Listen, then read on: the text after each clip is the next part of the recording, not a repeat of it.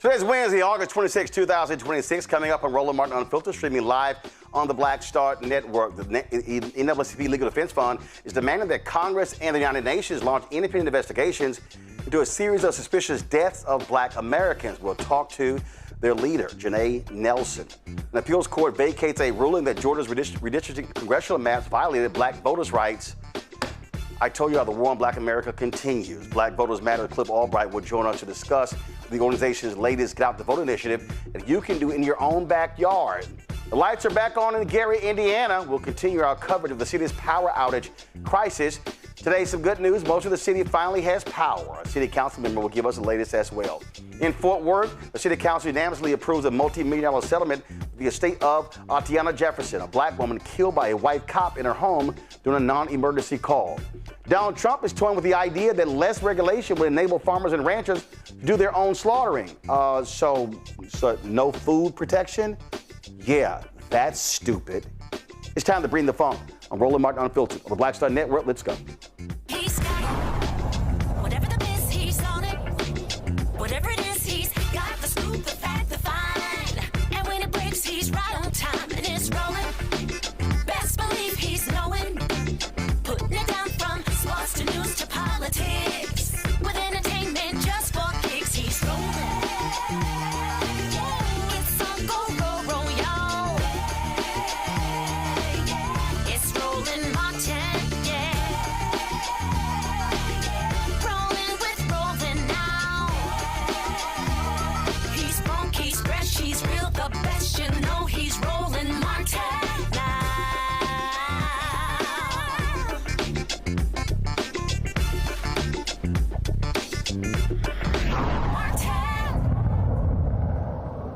Yesterday, we read off a list of about a dozen stories of African Americans who've been found hanging in this country, many of them in the South. Well, the Legal Defense Fund has sent letters to Congress and the United Nations urging government officials to address the increasing number of suspicious deaths of Black individuals.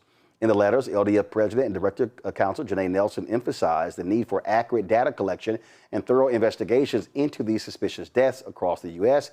The Civil Rights Organization referenced a separate report that identifies 70 potential modern-day lynching cases taking place between 2000 and 2025 in seven southern states. Again, we told you about 8 Black individuals found hanging since January, 6 that were ruled as suicides. Joining us right now is Janai Nelson. Janai, glad to have you back on the show. 70 in the last 25 years. And oftentimes what happens, Janai, it's, suicide. Do you believe that these have not been properly investigated? Yes, I do not believe that the deaths that we're referring to have been properly investigated. We cannot say for certain what happened in specific cases, but we deserve to know. This year marks the 250th anniversary of our founding as a new nation, but the issue that is persistent all of those 250 years is that Black lives have been devalued. And that is something that we must correct. We cannot have these instances of Black people found dead under similar conditions to lynchings and not investigated. That is a dereliction of duty as a responsible multiracial democracy that owes a debt to the people who have suffered from hangings for decades and have been part of this worst part of our history. We deserve to have some understanding, some data collection, some responsiveness from our federal government and from state and local officials. People don't typically hang themselves, not in this number, not with this frequency, and we need to investigate it to make certain that we are not experiencing a recurrence of some of the worst chapters of this country's history. And the problem that we have, and look, we've been talking about this for the longest. The problem is that we have a Justice Department that does not give a damn about Black people. Donald Trump made it clear that they're not going to investigate cases that deal with police brutality. This is a DOJ that cares more about white grievance than addressing these type of issues. Yes, that's right. And it's unfortunate that we can't rely on the Department of Justice. But, you know, I will say that this country has had racial bias in its criminal legal system for as long as it has existed. We know that our victimhood is often denied and often ignored. And the reality is that there are suspicious deaths happening. That's the one thing we know for sure. And there's a rush to judgment to label these deaths a suicide without the thorough, transparent investigation that every single life in this country deserves, especially when we're seeing this type of concerning and alarming pattern. And again, what immediately jumps out, we discussed this yesterday, when you talk about typically suicide. For African Americans, the idea of hanging is not one that is common. That's right. That's right. It isn't common. I mean, what it all harkens back to is, as I said, one of the worst periods of our history from 1877 to 1950, where 4,000 Black people were lynched, many of them in southern states, many of them by hanging. And we define lynching as an extrajudicial killing that is a public act. And we don't know whether these are lynchings. I want to be very clear that we are not going to rush to judgment. We're not going to ascribe particular labels without having the correct evidence. But the pattern certainly should give rise to some serious investigation, data collection, and tracking. And that's precisely why we have a Congress that has investigative authority. Our Congress has pulled together commissions and task forces to study various policy problems and concerns in this country. And the Legal Defense Fund has flagged the increasing number of Black people dying by hanging under suspicious circumstances as a policy public problem that needs federal government attention. I remember. Similarly, go ahead. Go ahead. No, I was going to say, and similarly, we know that this is an issue that could potentially be a series of human rights violations. And so we contacted the United Nations Council on Human Rights to ask that they also form a commission to look into this pattern of Black death that is unexplained and unexamined. I remember when the lynching bill was finally passed. And you had some Simple Simons out here who were saying, oh, you know what, this is too little too late. And we kept saying, no, you don't know what the hell you're talking about, that it still serves a purpose. So you have a law. Now, granted, you say you're not calling these lynchings, but there's a reason you have a law on the books that specifically deals with that. But to your point, if you don't investigate, then you can't actually know if this is truly the case. That's right. The Emmett Till Anti-Lynching Act is on the books and is a relatively new law, just a few years old. And it is there because we have this history, this looming taint and stain on this country. And we want to be certain that we never experience a period of time like that again. We don't want to be years later looking back on this moment and saying that we were witnessing the beginning of a tragedy and we did nothing. We didn't look into it, even though all the signs were there, even though we know about this history of using Black death as a deterrent, as a intimidation tactic, as a terrorist operative. We know that that is part of our history. And we also know that these are very suspicious deaths. And we know that local and state and federal law enforcement often undervalues Black life and does not give adequate inquiry into our deaths. So we are saying we're not going to allow that to continue to occur. We are making this a national and international issue that requires attention and intervention.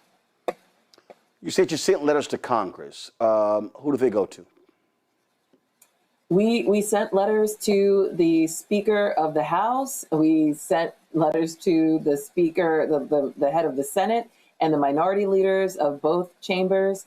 And we expect that this will be addressed as the nonpartisan public policy concern that it is. This is something that every single American should care about. We should not have a slew of a particular group of people dying in suspicious ways, and everyone is not clamoring for an investigation to make sure that we don't have a dangerous pattern afoot, that there's no criminal conduct that needs to be run down.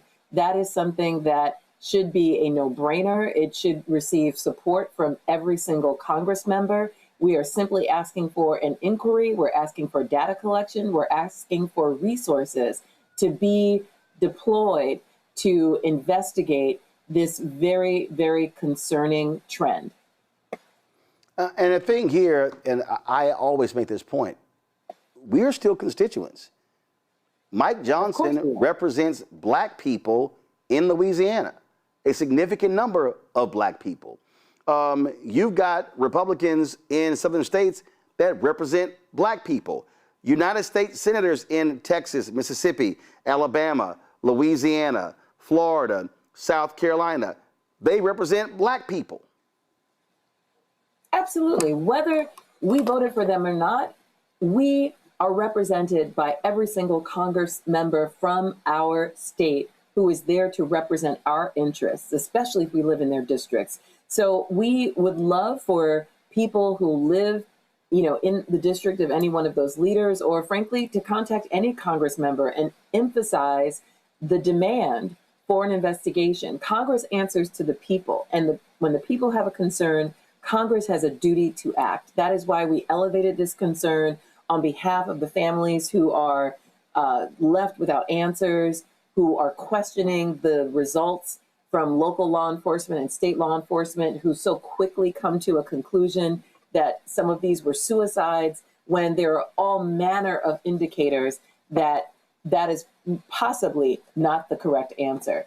And we want answers, and we deserve for our taxpayer dollars to go to ensuring that Black lives are treated equally and are protected as much as any other life. If this were a trend or something that we were seeing happen with other groups, I'm sure there would be a groundswell of concern and demands that would be coming at Congress and to all other bodies. We know that the Department of Justice has been asked by the Congressional Black Congress to look into this. We are going to Congress. Congress owes us this investigation and this responsiveness when you have a crisis of this magnitude before it gets worse. And that's what we are asking of our representatives, and we're also asking that of the United Nations.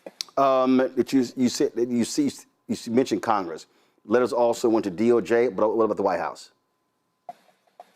We didn't send a letter to the Department of Justice. The Congressional Black Caucus did. We, have not the most faith in what this Department of Justice can and will do, although they too are obligated to take this seriously. And we do not absolve them of that obligation and responsibility. But that advocacy has already happened. What we are demanding is that Congress, which is directly accountable to the people, that they use their investigative authority and make sure that we are properly investigating these deaths, that this is a trend that is concerning against the backdrop of America's long history of lynchings, long history of racial bias in law enforcement, inadequate reviews by medical examiners. All of the data points in the direction that these deaths have not gotten adequate attention and deserve more. And Congress has that power. And last question, are you also going to be challenging these other media outlets that have frankly ignored it as well? Again, we've talked about it. Again, when you see one, then you see two. But all of a sudden, when you start seeing 3, 4, 5, 6, 7, 8, we call that a trend. And unfortunately, it's not getting the level of coverage as well. It's not. And that was also why we wanted to make sure that we sent this letter, that we circulated this letter. We will continue to follow up with Congress members. We are going to continue to advocate for a full study because the media is not taking it as seriously as it should. We know that there was another suspicious death just this past Friday, a man by the name of Demetrius Fleming, 38 years old, who was found dead in his home in Roanoke Rapids, hanging from a tree. Again, this is a tragic circumstance that is not common, and yet it is becoming increasingly common in the Black community. Why is that? We don't have the answers. We know that there's been a rush to judgment in many instances, and we deserve a full, thorough, and transparent investigation at the behest of Congress, using all of the resources that our taxpayer dollars fund. And that is the level of accountability that we want, and we won't settle for less. Janai Nelson, we surely appreciate it. Thanks a lot. Thank you, Roland. Thank you for covering this important issue. You're doing more than most media is doing right now, so thank you. Well, we're not going to stop. We appreciate it. Thank you very much. I want to go to my panel right now. Robert Patillo, civil rights attorney with Patillo Law Firm out of Atlanta. Dr. Derek Jackson, state representative out of Georgia. Joe Richardson, civil rights attorney out of Los Angeles. Glad to have all three of you here. Joe, I'll start with you. What Janai just laid out, again, she didn't call these lynchings. She says suspicious deaths. When you have to look at them in its totality and look at the number, yeah, you need someone going back and making sure that these were real investigations. Yeah, and there are several through lines here, including but not limited to a light investigation following the death. You know, I would be looking at data related to what was actually done as it pertains to autopsy, what was actually done surrounding every aspect of the investigation, so that you know that you've left no stone unturned. But clearly, your spidey senses are going to tingle when you have this many lynchings going on. When you match that, this tracks with what's being said, it matches with what's being threatened, it matches with the boldness with which certain people are moving, how they want us to go back to the 18th, 19th century, even mid-20th century, et cetera.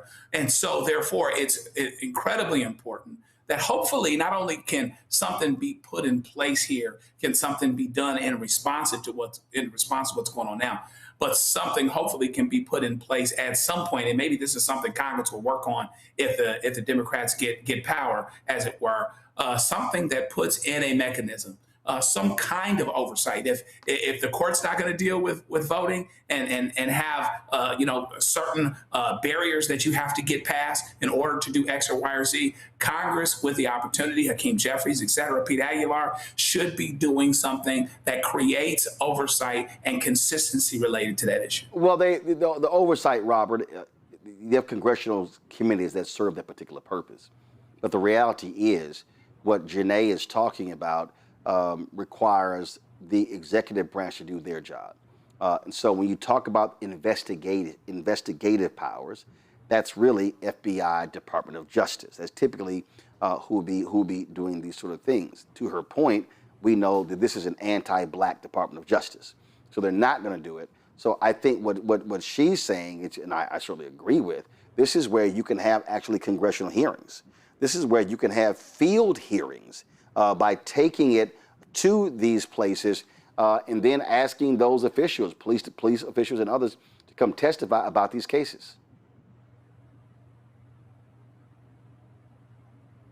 And look, I think the most important part about that is just understanding that elections indeed have consequences. Whenever we have these conversations with people and they say, well, why do I need to vote? What exactly is the point? What do I get out of it?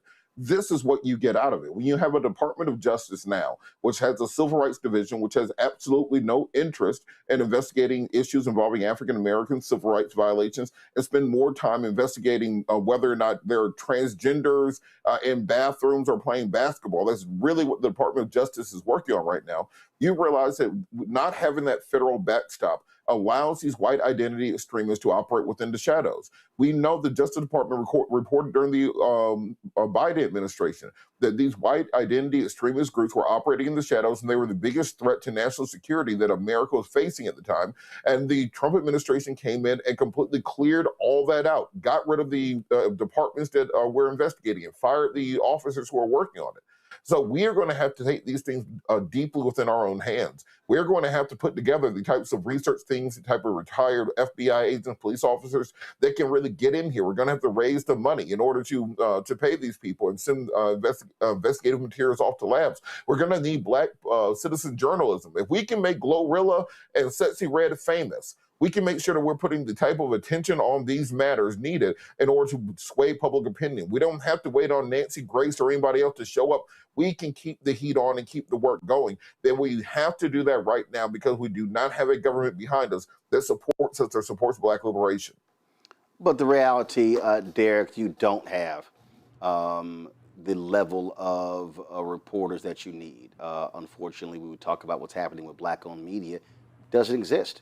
And I mean, once it doesn't exist, I mean, most of these people out here, they're focusing on entertainment. This is why we keep saying you got to support Black-owned media. We have to invest in it. Listen, I would love, listen, there's an office right next to us that's been empty for 5 years. I would love to be able to put 6, 8, 10 reporters and editors in there to do these stories. Guess what? If we're able to get an additional $2 to $3 million in advertising or support a year, boom, that's done. Instantly, we would be the largest Black newsroom in the country. That goes to show you what's going on in terms of what is needed. And frankly, let's just be real. Ebony is not what Ebony used to be. Jet doesn't exist. Essence is not what Essence used to be. Black Enterprise is not what Black Enterprise used to be. So we don't have those national outlets that historically would be covering stories like this. We don't. We have to reconstruct it. Yeah, listen, Roland, you're exactly right. I mean, think about, to your point, why was the NAACP created in 1909? Because of lynchings. They got tired in 1906, 1907, 1908, seeing all these lynchings and these massacres, and those who saw it fit, Black people and white people, said we need to invest. We need to create an organization to not only hire lawyers and attorneys, folks like Robert, and that's when they formed the NAACP. They created the NAACP to say no one else is going to tell this story. No one else is going to come to those grieving families. Grieving families right now are asking for justice. But meanwhile, they have individuals, they don't want to say that this is a lynching, but they're real quick to call it a suicide without investigation.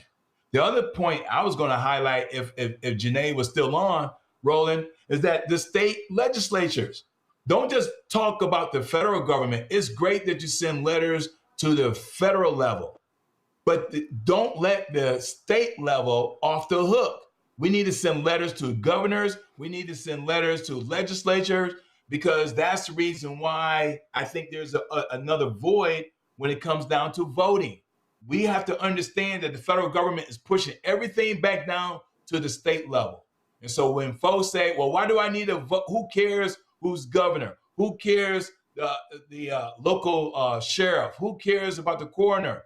This explains why their vote matters most. To Robert's point, that's why we got to get out to vote, not just worry about who's going to be the president and the senator and Congress leader, who's going to be the governor, who's going to be the state legislature, who's going to be the secretary of state, attorney generals. All these individuals, these constitutional offices matter most. But more importantly, to your point, we got to create this, because nobody's going to come out and save us. Nobody's going to come out and report the stories like how you're doing. And that office next to you should be filled like yesterday, because we can raise the money. We have the capability. We have the capacity. We just got to get it done. I'm telling y'all, it's real. And this is why when y'all hear me on this show talk about the business of news, when you hear me talk about the lack of advertising, I'm not saying that just to be saying it. There is a reason that CNN, MS Now, NBC, ABC, CBS, the New York Times, the Washington Post, the Wall Street Journal, USA Today, Detroit News, Detroit Free Press, Los Angeles Times, I can go on and on and on. There's a reason they have staffs the way they do. It's the revenue that they are receiving. And the reality is that in this business, there's been a black tax. I have said this numerous times on this show. And if y'all go read Brett Pulley's book, Brett Pulley, who works for now Bloomberg, he did a book called The $1 Billion Bet, Robert Johnson and the Inside Story of Black Entertainment Television. In that book, he talks about when Viacom, which is now Paramount Skydance, when Viacom was purchasing BET, it was acquired for $2.8 billion, $2.4 million, the assumption of $400 million in debt. Mel Karmazin, who was the CEO of Viacom, and then you had Sumner Redstone, who was the controlling shareholder of Viacom. They looked at the numbers. BET was getting $1,500 per 30-second ad, 30 or 60 seconds, for an ad that MTV was getting $8,000.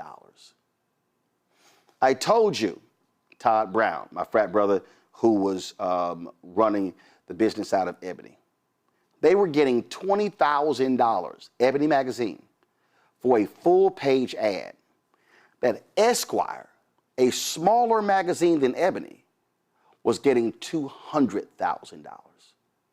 You've heard, y'all, I'm gonna go back to the BET. If Bob and Sheila Johnson, the co-founders of BET, if they had been receiving the fair market value for BET, they could have sold BET they could have sold a third of BET for the same $2.8 billion and still own 2/3 of it, a majority interest, and would have made the same amount of money. Y'all, that's advertising. But what happens in this business, there is a black tax. Advertising agencies and brands do not value black people, black eyeballs, black readers the same as they do white. They don't. They value white people more because white people, on average, make more money than black people. So when y'all hear, oh, we drive culture, folks are paying attention to us, all that's true. But these brands and these agencies, and the agencies are nearly all white. They do not value us the same way they do them. And I'm gonna take the same thing. So that's just not in corporate America, it's also in politics. Here we are, y'all. It's August, I ain't got no problems telling y'all. It's August 26th. I have not had a conversation with any of the, now we already know Republicans ain't going, I take that back. It's not true that Republicans won't advertise on my show. They do advertise on my show. They do not pay me directly. What they do is they pay YouTube. So when y'all are watching my show, Republican ads will pop up. They're paying YouTube. That means Republicans have gone to YouTube and they've said, buy Roland Martin's show, buy this black show, but we want our ads to run on before or after or during these shows. So that happens. But if you look at all of these Democratic progressive groups, which you would think my audience aligns because in terms of their voters, have I had a conversation with the DSCC, the DGA, the DNC, all the different groups, the PACs, all of them? Nope. Have not. No insertion orders as of today have been submitted. No money spent. I'm saying that because I need y'all to understand media businesses are driven by advertising. So when this show and black newspapers and other black media companies do not get our fair share of advertising dollars, we can't hire staff. We can't hire reporters. We can't hire editors. We can't hire graphics folks. We can't hire producers. That's how it all runs. And I'm telling y'all right now, I have in my possession, I literally have a plan of action that I've had. And this is a plan of action that I created, y'all, when I ran Tom Joyner's BlackAmericaWeb.com 25 years ago. I have a plan of action that will create a national reporting team, but it has to be funded. So just understand, we're begging white mainstream media to cover stories, which we know they're not going to do. So when we say, please support us, understand this, what this means. I would love to dispatch one or two or a team of reporters to North Carolina and Mississippi and Florida to cover these suspicious deaths. The money simply isn't there. So we need to understand this is why you don't see independent reporting, not people just talking. And this is going to be my last point. And I want y'all to hear this, and this is no shade on anybody. It's an undeniable fact. This show does more interviews with black newsmakers than any other show in America. If you take the interviews of the Janai Nelsons, Cliff Albright's coming up Monday through Friday, I'm not talking about giving opinions. I'm talking about actual interviews. There is no other show that covers the number of black newsmakers that we do every single day. There's no other. I challenge you to find somebody who does. Why am I saying that?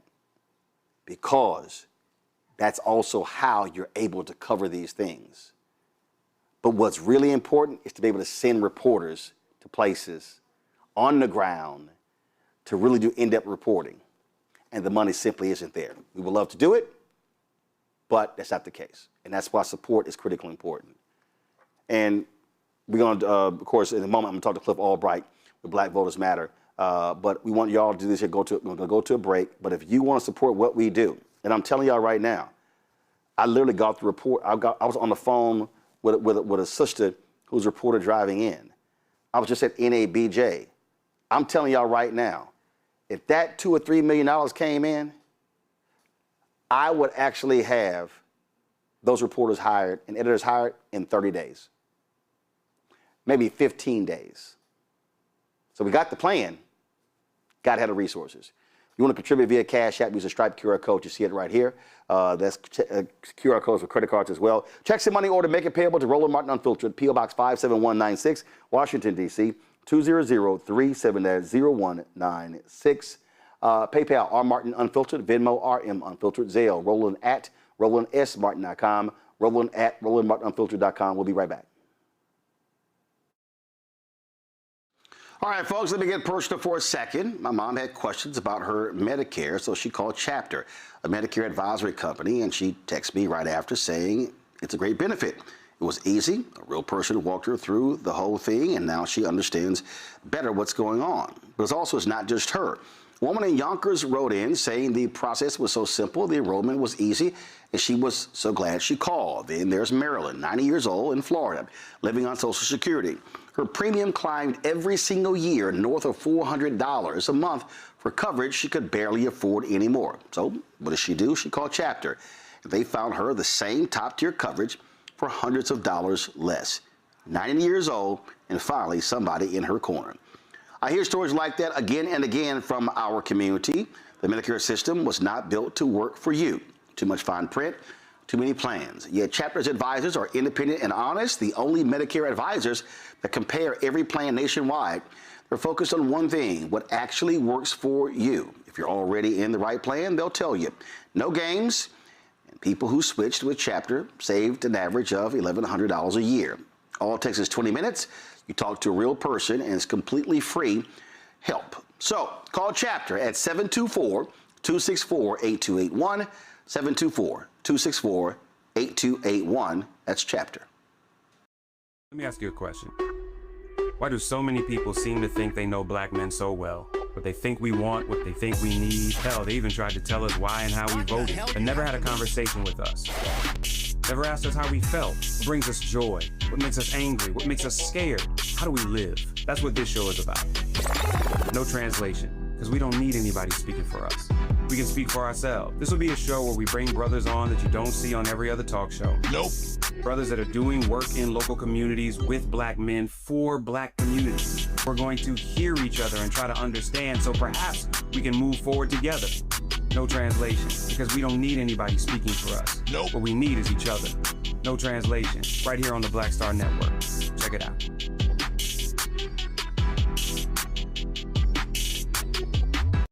This is Bill Duke, and you're watching the Black Star Network.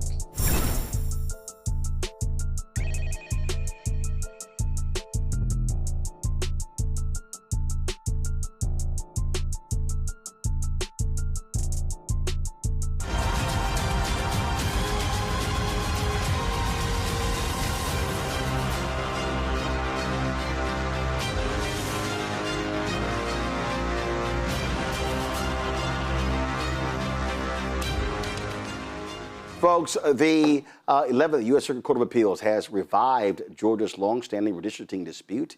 On Tuesday, the court overturned a lower court's earlier ruling that the state's 2021 electoral maps violated the Voting Rights Act. The case has been sent back for a complete reevaluation. The judges ruled that the lower court must determine whether there is a, quote, a strong inference that the maps were intentionally drawn to dilute black voting power, rather than simply demonstrating that the maps had a discriminatory effect due to permissible partisan gerrymandering. The decision follows a significant Supreme Court ruling in a similar case from Louisiana. That's Louisiana versus Calais, which notably altered the legal standards for assessing racial discrimination in redistricting. The Supreme Court stated that the plaintiffs must provide evidence of present-day intentional racial discrimination.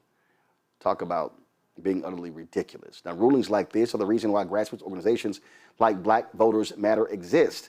Cliff Albright, Natasha Brown, and their team are dedicated to ensuring folks understand the importance of voting.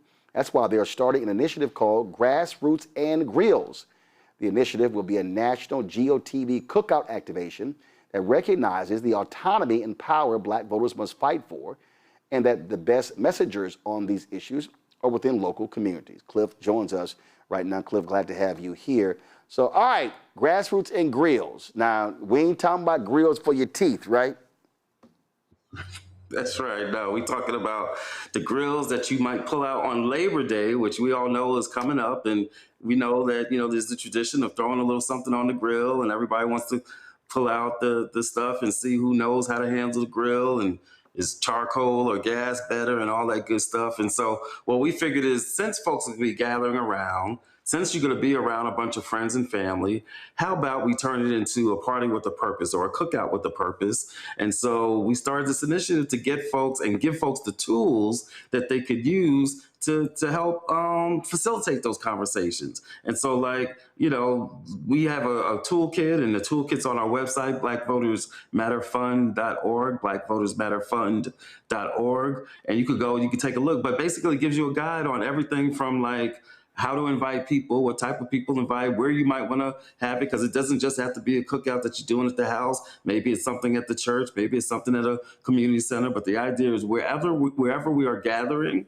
and doing a cookout, or maybe it's just a regular old dinner, right, that folks are getting together for. But the idea is to get folks together, to have a discussion guide to kind of lead you through some of the topics, what questions to ask, what are some of the ground rules, and all that good stuff. But basically, and we've got, other tools in there for the follow-up, so that everybody who comes to one of these, whether it's 5 people, 10 people, 20 people, we want everybody who comes to take a pledge to show, when they leave there, they need to leave there as an organizer. So what are they going to do? Are they going to volunteer to do phone banking, volunteer to do texting, volunteer to be a poll worker or a poll watcher, a poll monitor, which is a whole nother campaign that we got going on, because what we've been saying is if they're going to have 1,000 DOJ monitors, we need to have 10,000, 50,000, 60,000 to monitor them and to monitor what's going on. All of that can be a part of the discussion at your Grassroots and Grills event. We just want to provide the tools and the inspiration so that folks feel comfortable saying, look, since we are here, while we having this drink, while we eating this chicken or burger or hot dog or whatever it is, let's have a discussion. Cliff, what you're talking about is something that I am consistently advocating for, which is micro to macro. And that, listen, stop expecting somebody else to do something that you can do. A lot of people, Cliff, out there say, I don't have any power. And I'm like, you're wrong. There are people in your life. There are people who you know. First of all, you deal with you, then you deal with your house, then you deal with your neighbors and your family, and then your street, your block, your neighborhood, your city, your county, your state, your country. But that's micro to macro. And I just think that all too often we just say, oh no, I just don't. And I go, okay, how many text group chats do you have? How many Signal group chats are you in? How are you communicating with those folks? Are you deliberately asking people, hey, the voting registration in our state, the deadline is this. Are you registered? And then they say, well, no, I'm not. Okay, what's the problem? Now let me walk you through why this election matters and what's going on, and we got to get you registered. If each person said, I'm going to reach out to 5 or 10, and 100 people do that, now all of a sudden, that's how it grows. That's right. That's right. And that's been our approach. You know, every time we go someplace, you know, if you've ever seen somebody wearing one of our, not this shirt, but the Black Voters Matter shirt with those 3 words on the front and it's about us on the back, one of the things I always say is if you see somebody wearing that, they're an organizer because they had to do something to get that shirt. We don't just give them around willy-nilly, right? That means that person more likely than not opted in to receive information from us. And on the spot, what we ask them to do is forward that to 5 friends, 5 families. Like you said, if you got a group chat, just go on and drop it in the group chat, drop it in the family chat. But by doing that, you've now touched 5 people, 10 people. You are now an official Black Voters Matter organizer. That's why they got the shirt, because they are actively involved in spreading this message. We were just in Michigan. We just launched our bus tour, and I was up there in Michigan. Shout out to Flint. I got to meet Little Miss Flint. Shout out to folks in Pontiac, my man Kermit, and Tamika. Shout out to Detroit. But we were just up there, and as we were driving around the bus and giving out shirts and getting people signed up and everything, you know, sometimes we come across somebody who ain't even got a phone. And they're like, well, what can I do? And we said, look, can you take these 5 cards? Can you find 5 people to have this conversation with? And they're like, I got you. I said, you promise? I got you. And they are serious. And I see them going down the street and doing it. Everybody can be a part of this, whether, you know, you just texting 5 friends or whether you're doing a Grassroots and Grills or whatever it is. We want everybody to not just look at Cliff or look at Roland and say, oh, look at what they're doing, or just waiting to see what some other organization is going to do. Like, we all have something that we can do to have these conversations, because at the end of the day, we can't do what we've normally done in a year like this. I'm not even just going to say the thing about it's the most important election of our lifetime. Yeah, that's true.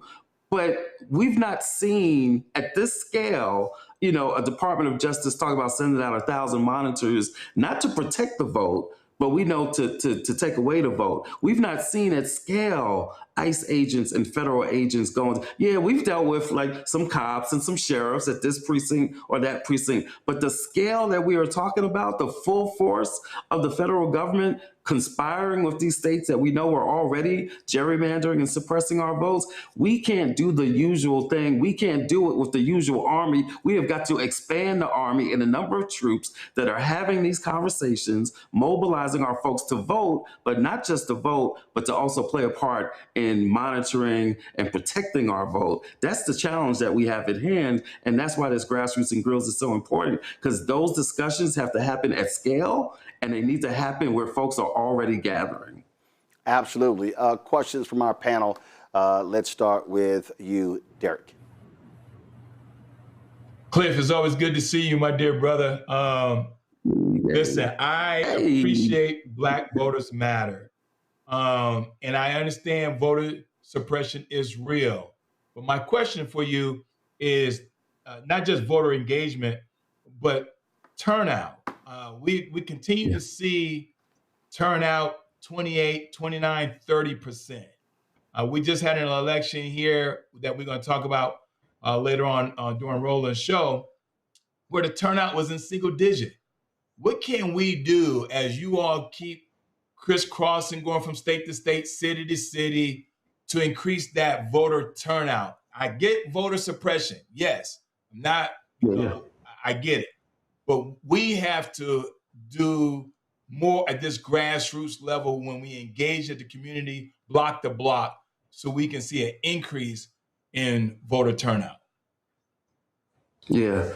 I'm so glad that Roland has my good brother Derek on there. Good to see you, man. I think that it's happening, right? In fact, a lot of the recent data from all of these elections that have been taking place, especially since the Calais decision, has been that that's exactly what's happening. I mean, as well as I do, part of the reason Georgia Republicans decided not to move forward with putting redistricting on the map in that special session that they had was because they saw the turnout, they saw the organizing and the rallies and everything that were taking place at the Capitol. You and I were there, right? But they also saw the turnout that was happening in the elections that took place just that week. I wouldn't be too concerned. I mean, the election that took place here in Georgia yesterday was a little bit of a special, like literally a runoff of a special election, right? And so those are always going to have lower turnouts than the others, right?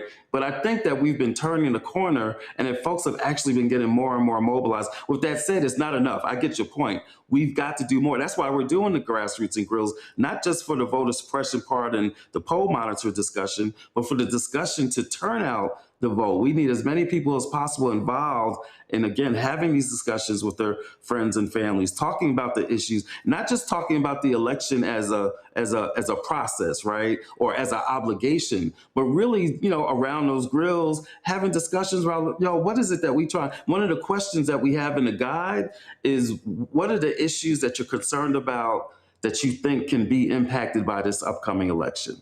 Right?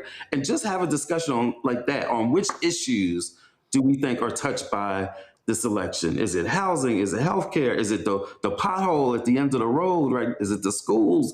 But just having that discussion will eventually, and then there's some other questions in the guide to help facilitate, to help people to connect those dots. That's a turnout discussion to your point. So I agree completely. We've got to do more to get this turnout. And to Roland's point, we've got to do it with less resources than we're being asked to do more with fewer resources. But the answer to your question is what you do every day, brother, and what we do every day, what Roland does every day. We've just got to expand the tent and get more people having and facilitating these discussions. I've got this crazy notion as part of our core beliefs at Black Voters Matter that if you want people to turn out, you got to talk to them.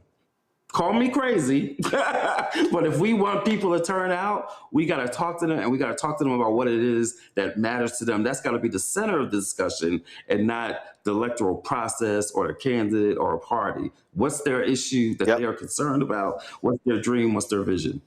Robert?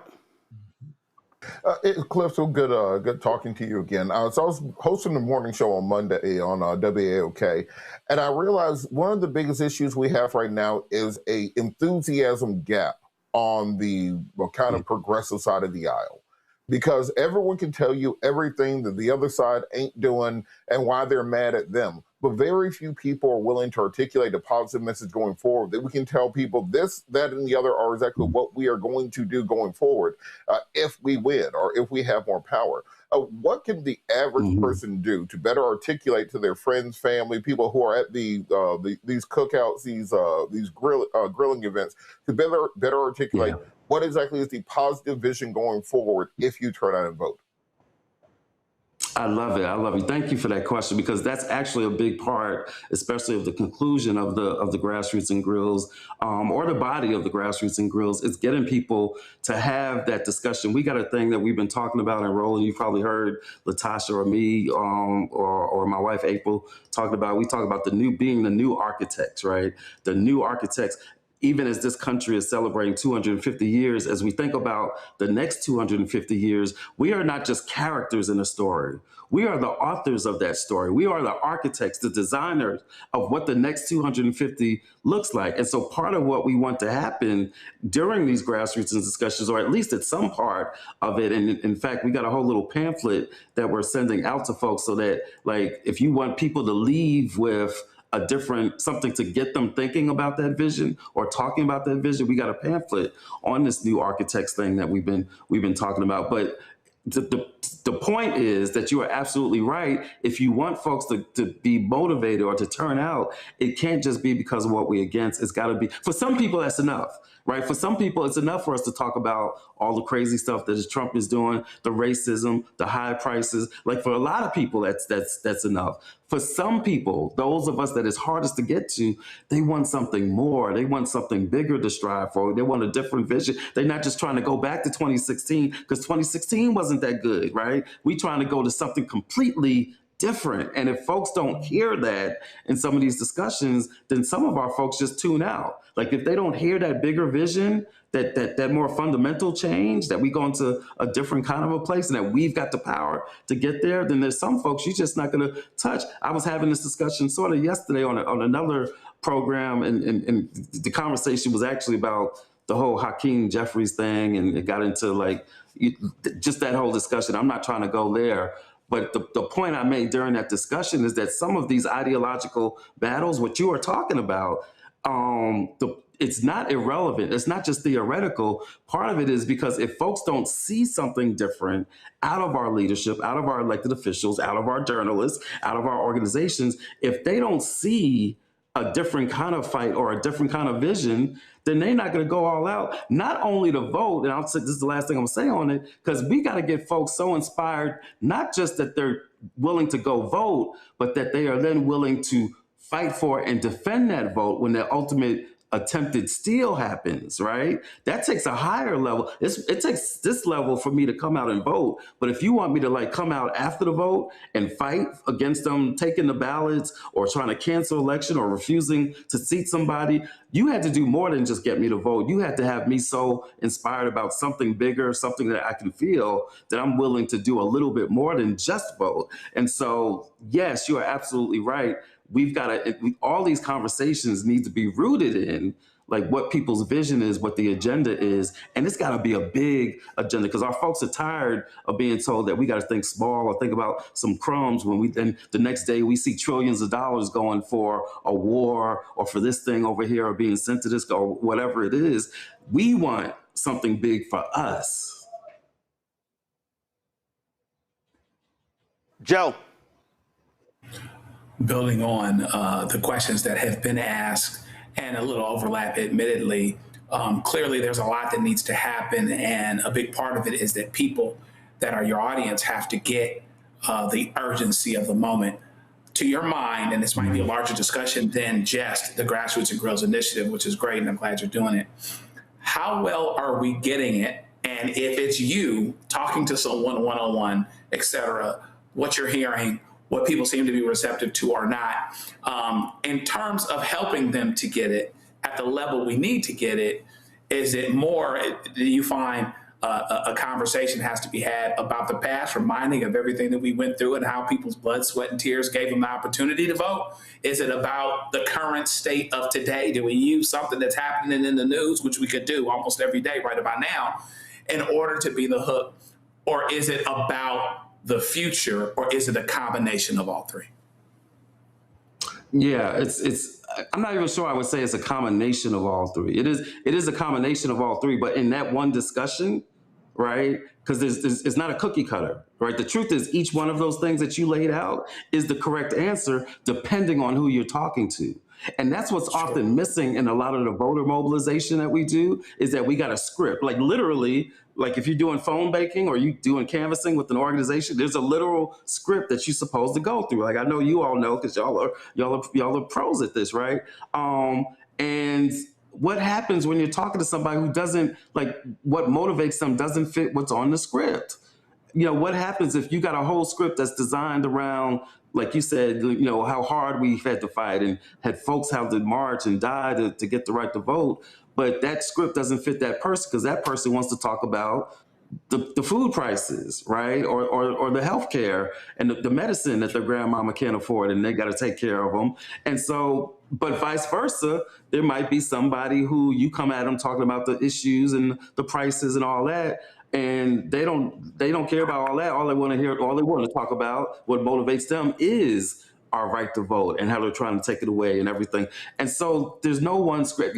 Each conversation has to be customized, even when we have like an end result that we may be trying to get to, right? Like we want to get you signed up. We want you to volunteer for Grassroots and Grills. Like, there's some objective we have in these conversations, but how we get there, the route is important, right? The destination is important, but the route that we go to get there is also important. And when we pick the right route for the right person, that's where the magic is at. We were in a conversation with this crew on the street in Michigan, in Flint, that I know any candidate, most organizations would have went right by them. Because they didn't look like a super voter, right? They didn't look like they voted in every election and every primary or whatever, but they was outside. And so we was gonna have a discussion with them, right? And by the end of that discussion, because we were talking about the things that they cared about, when we got ready to pull out on the bus, the brother shout out, he literally said this, "Y'all can't go yet."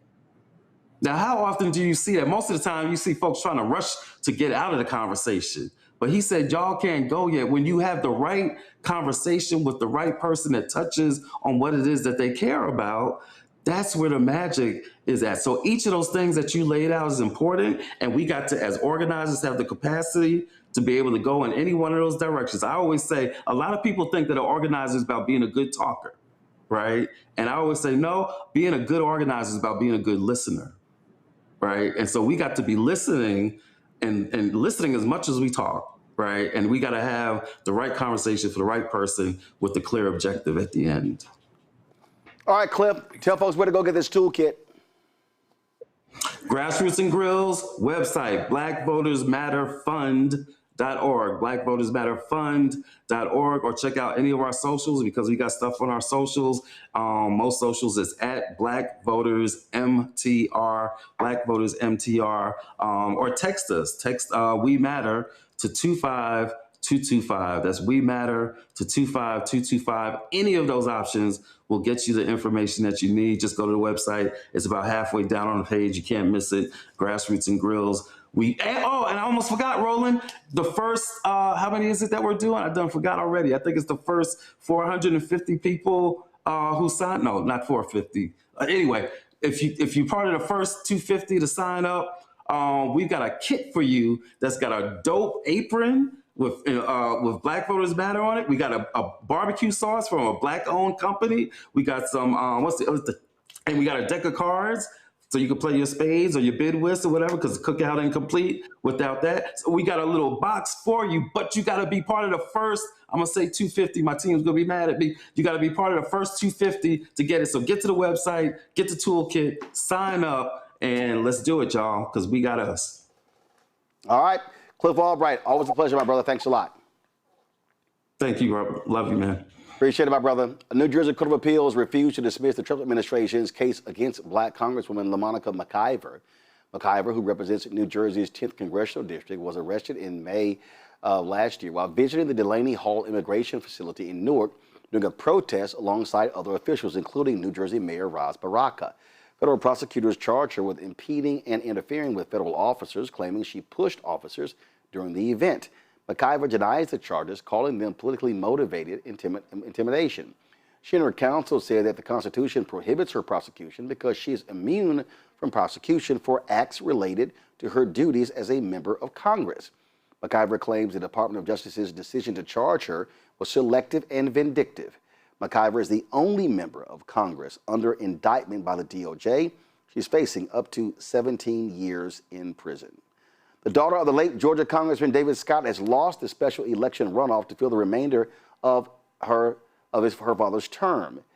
Everton Blair defeated Marcy Scott in Tuesday's runoff. David Scott, who served in Congress for more than 2 decades, made history as the first black chair the House Agriculture Committee, passed away in April. Again, he is going to fill the remainder term, so that's between now and when the new Congress is sworn in January. All right, folks, got to go to a break. We'll be right back. Roland Martin Unfiltered right here on the Black Star Network.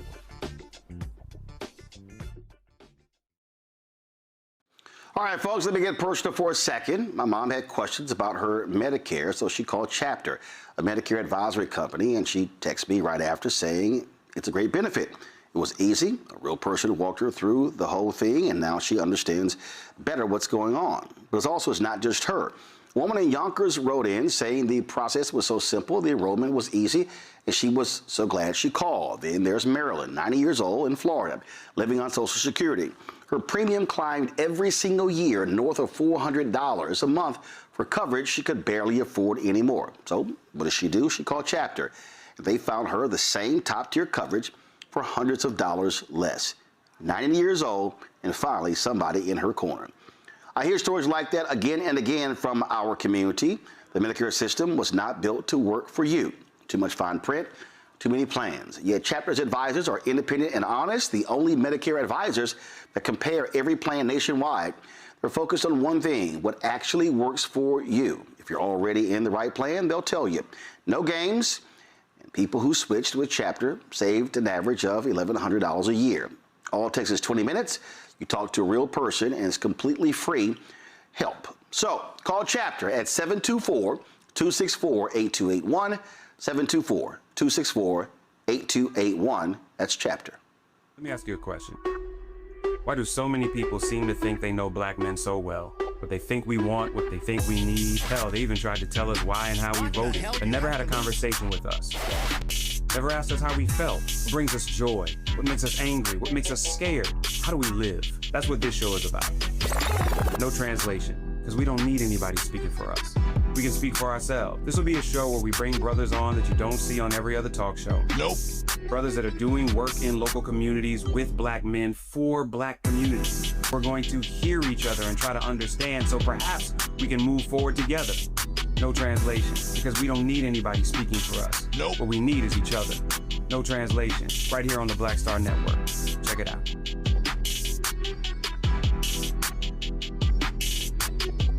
I'm Chris Tucker, and you watching Roland Martin Unfiltered. While you keep rolling with Roland.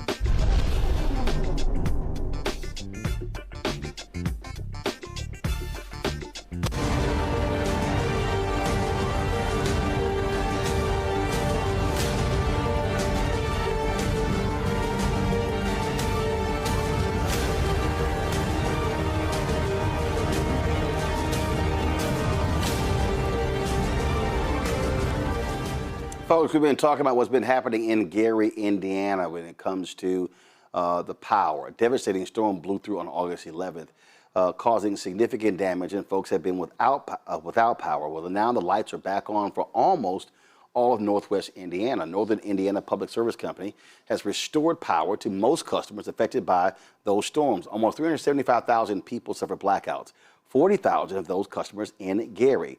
Outages in Gary and Portage were among the last addressed by the gas and electric company. As of today, NIPSCO reported 99% of its customers have power again.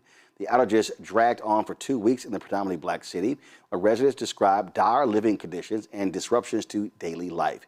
Gary Councilman at Large Miles Talvert joins us right now. Councilman, glad to have you back on the show.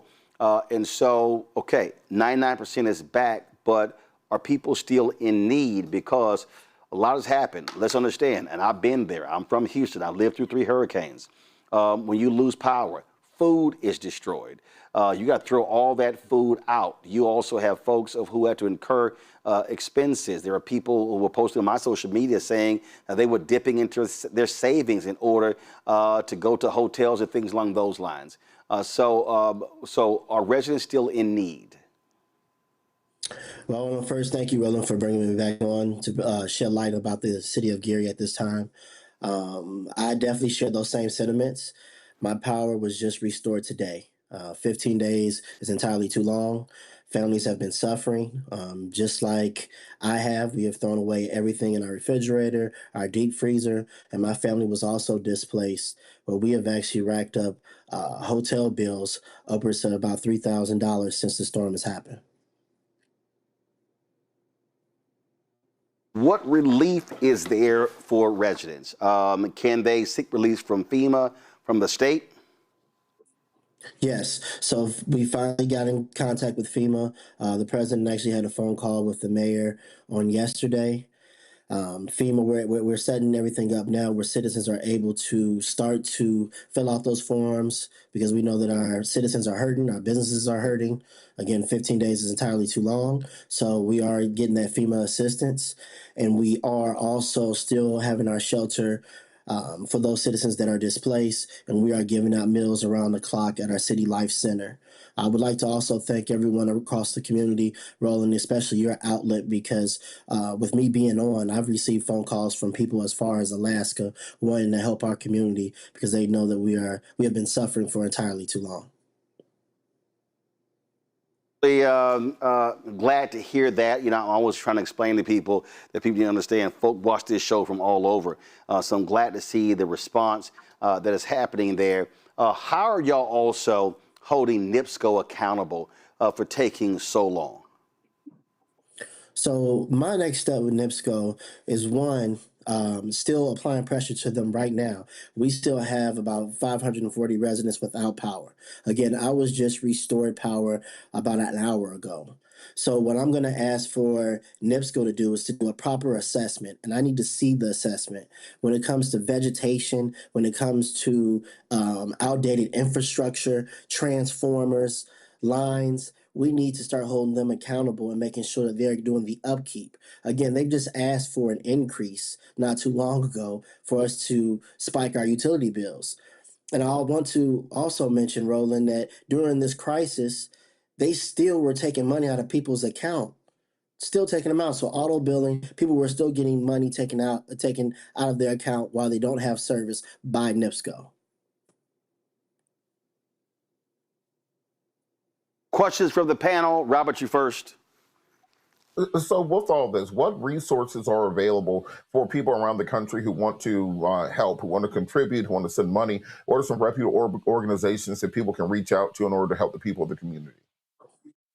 Yeah, so I would encourage them to go to the City of Gary website again, and then they can also go to gary.gov. Again, that's gary.gov/storm recovery, and you're able to make donations, monetary donations, and you'll be able to give funds that will definitely be given to the residents that have been impacted and the things that they need and the necessities they need right now. Because again, we understand that right now we're getting a lot of help, but it's time for us to start stockpiling things because again, a lot of families are low on food and water. So we want to ensure that we can get these refrigerators back full so our residents can start to have, life again and get back to normalcy. Joe? Thank you for what it is that you're doing. You know, any negative trend disproportionately affects people that are already behind. Does this give you a chance to have a discussion as a city about things that Gary needs to have more of and needs to be better off pertaining to? And if so, larger discussion. And if so, tell me about those battle lines. You talked a little bit about infrastructure a bit ago. I see that. What are some of the other areas in which Gary needs to be better resourced and to use this really as an inroad to a conversation related to that? So I think that right now we need to start to have a contingency plan put in place so that when any of these type of disasters come, that we will be able to have, again, things in place where we can talk to NIPSCO, where they can talk to other entities outside of the state, and just to make sure we have the resources for family. Again, this was a generational storm, and this is something that we're new of. And we haven't experienced, but I can promise you, especially with our administration, that we are starting to have real tough discussions on how we can ensure that our citizens won't have to go through this ever again. Robert? All right, what? Okay, Derek. Hey, Miles, great to hear that power is being restored. And as a legislator, my heart goes out to you all. But I want you to just share with the audience how long it took for FEMA to show up. And when FEMA showed up, what all did they provide you all? Because in my humble opinion, we get several hurricanes or tornadoes through Georgia.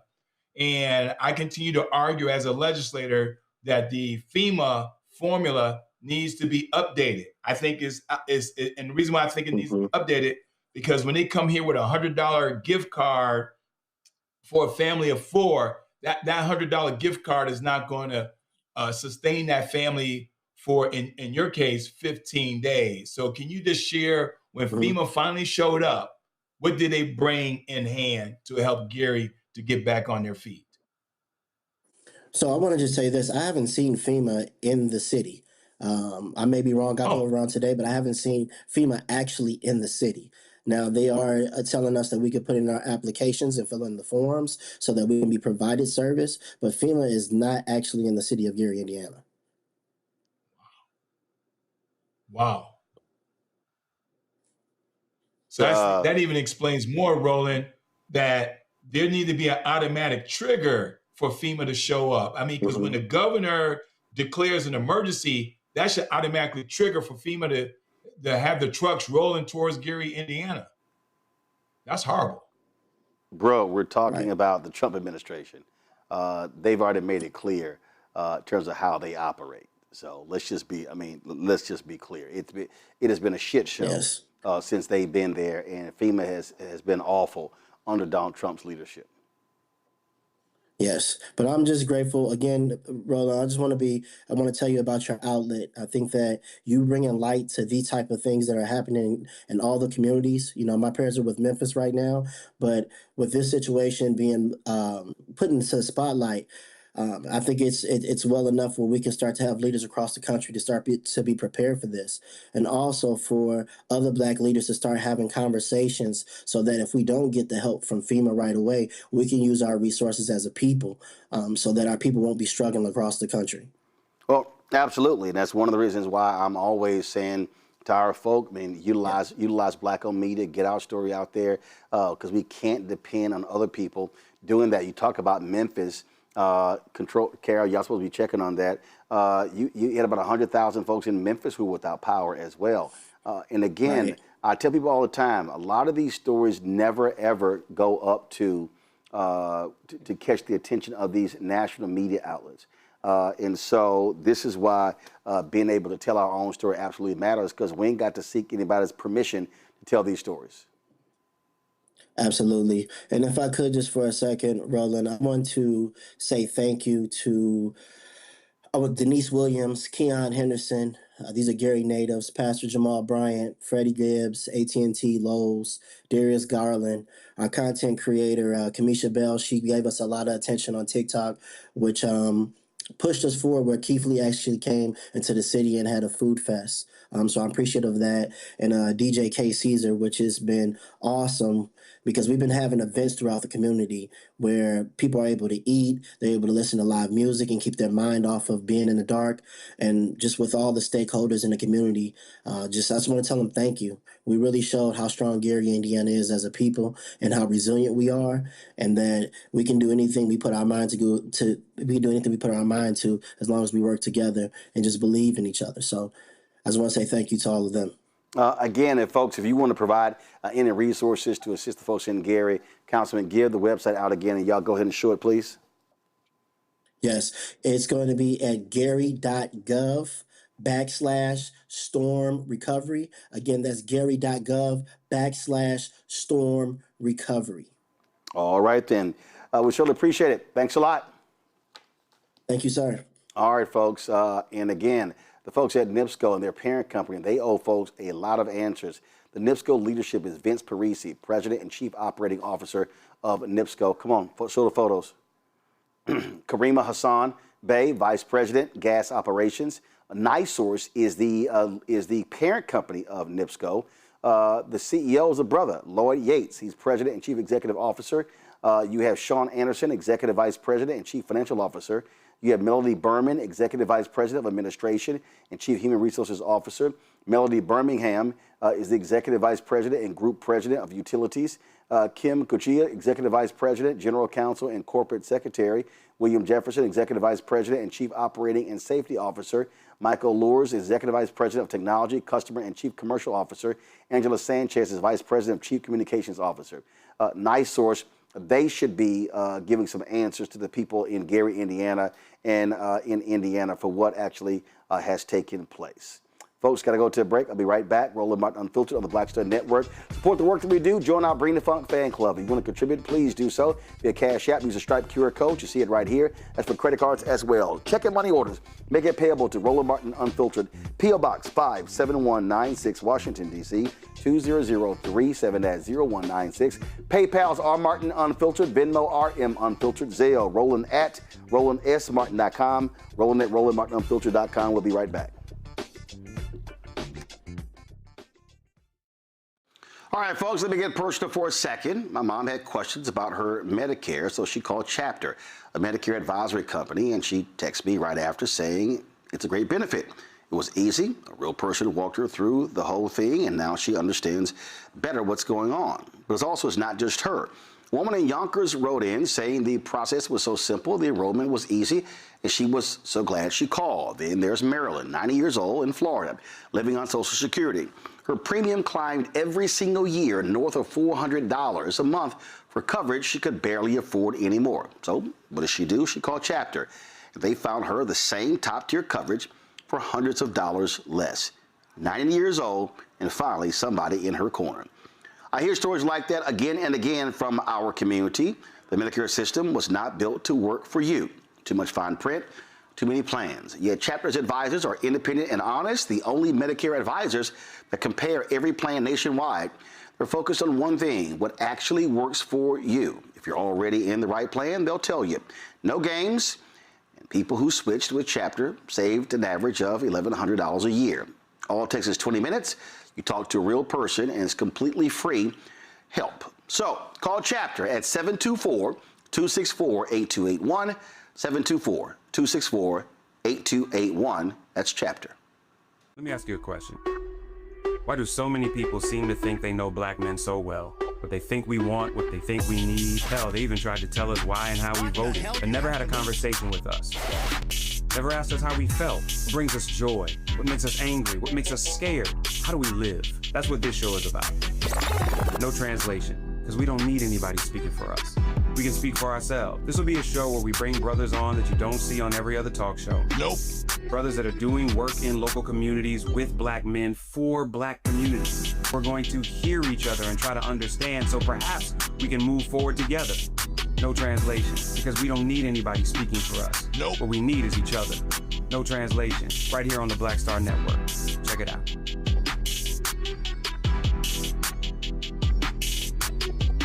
You're watching Martin Unfiltered.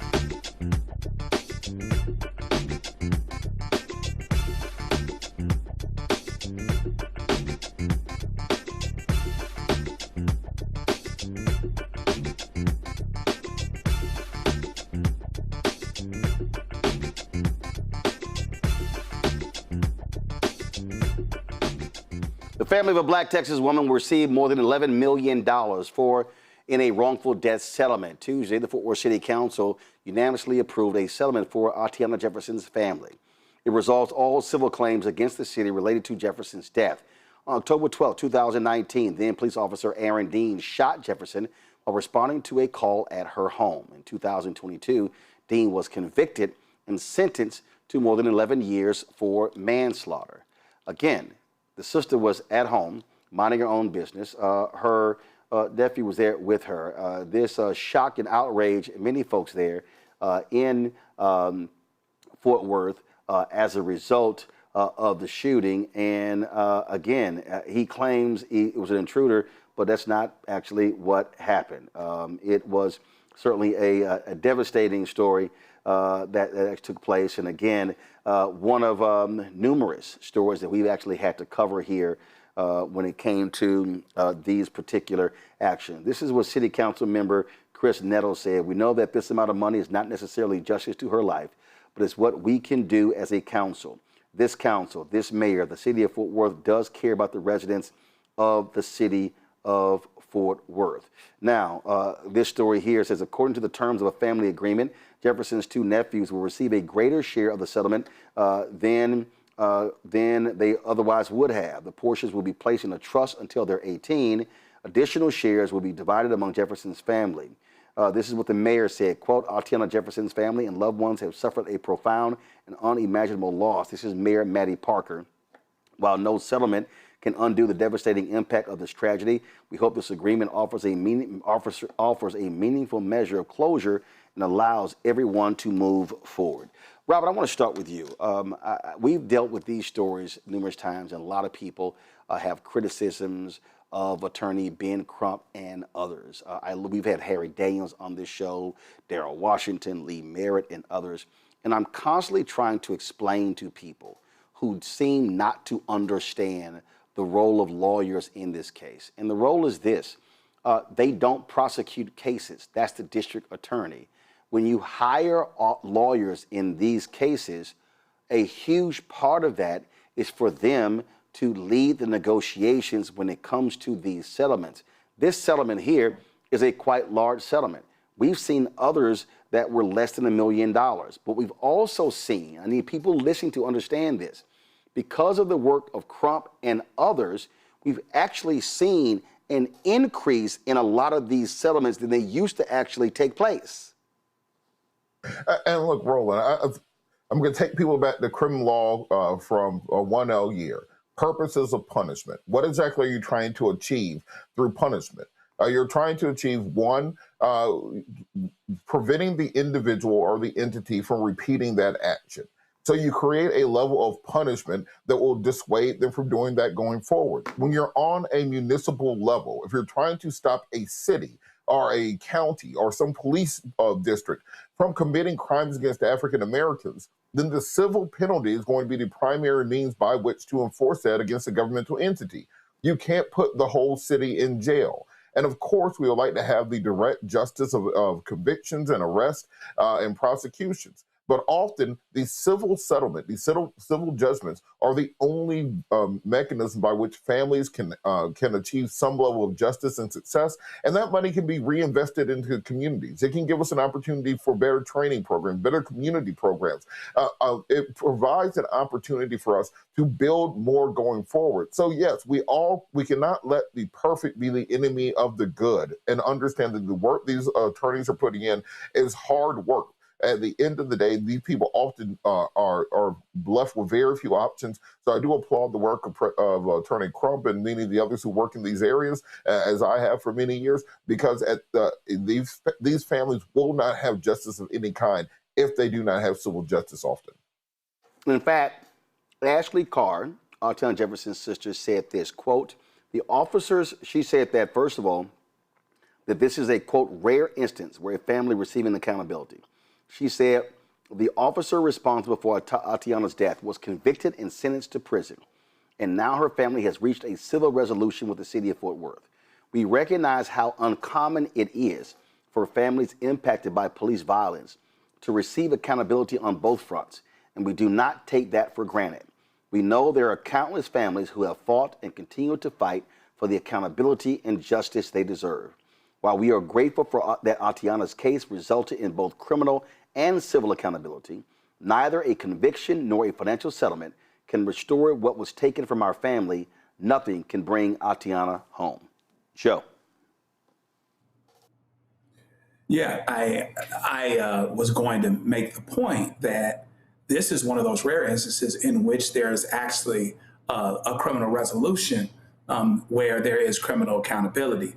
And I tell people all the time not to count on that and not to make their ability to move forward and get through, even though you don't get over losing a family member. You do not get over, but you try to get through. But don't make that dependent on the resolution, frankly, of either of these sides, even as you push for it, whether criminal or civil. Even though you push for it, even though you want it to happen, there's no guarantee that it happens. And in this case, they got both. They got both criminal liability as well as a civil liability. Now, given that there was criminal liability, it made it much more likely that there would be civil liability because anybody that's going forward on this case knows that there's a lower standard of proof, more likely than not, versus beyond a reasonable doubt. And so the criminal ending really helped to solidify the civil ending, and at a level where this family can get through. And so I'm glad that when these things happen, I'm glad for the Ben Crumps and the Lee Merritts of the world and the Robert Patillos and all of us that are doing this, because not only can it grow the pie, but it can draw attention to a larger issue. And with even some good fortune, maybe the trifecta is that you really do something to hopefully to affect change, differences in policies and things like that. Sometimes the Justice Department would go along with that and to help facilitate and make that happen. We can't count on that anymore, at least not for now. That's why election has consequences, as we said before. Rewind the show, ladies and gentlemen, if you're just getting onto it now. But I'm glad that they got the result that they did, but it is hard work, and there's nothing easy about it, and there's nothing guaranteed. And look how many years past we are. They've lost a lot of time in the meantime. So, but thankfully that happened. They can get through and on to the next one. Derek. My thoughts and prayers are with Ms. Jefferson's family. But Roland, I just want to expand our aperture here. I mean, when we talk about accountability, this $11.25 million, that check is written by taxpayers, right? And so we keep seeing these stories over and over again. Every now and then, a bad apple will be held accountable, civil and criminal, right? You got to spend 11 years in prison. But we've also witnessed last 18 months, to your earlier point, Roland, where we continue to see this administration continue to give police immunity, right? I mean, ICE killed some folks this year. Police officers killed some folks, and those families have yet to see justice. And so I think that taxpayers shouldn't be footing the bill. We need to go after those who should be really held accountable. So that way we can no longer have a Miss Jefferson who is at her home playing a video game with her family and end up dead. This $11.25 million is not going to bring her back home like her sister stated, but we don't want to make this the last effort. And so if we really want accountability and responsibility to really hit hard, let's stop having taxpayers pay this check. Let's go after those individuals and really hit them where it should hurt. Totally understand and agree. All right, folks, going to a break. We come right back. More drama at St. Augustine's University in North Carolina. Bankruptcy hearing, and let's just say the judge is pissed. I will explain next, right here on Roland Martin Unfiltered on the Black Star Network. All right, folks, let me get personal for a second. My mom had questions about her Medicare, so she called Chapter, a Medicare advisory company, and she texted me right after saying it's a great benefit. It was easy. A real person walked her through the whole thing, and now she understands better what's going on. But it's not just her.